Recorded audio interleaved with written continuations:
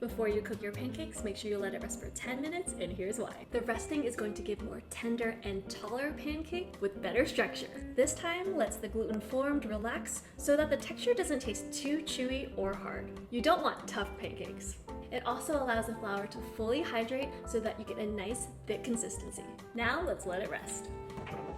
Oh my gosh, they did not just break up. 910, 911. Oh, the pancake batter's ready. Let's cook them. Let's taste the difference between an unrested versus a rested pancake. The unrested pancake, as you can see, has these unhydrated flour pockets that are gonna taste sort of pasty. The rested pancake has a more consistent structure. It's nice and tall. Let's give it a taste. Yeah, a little bit doughy for the unrested. Flavor's not as even. Really soft, tender, not as chewy, but still fluffy on the inside. These rested pancakes are so much better, trust me.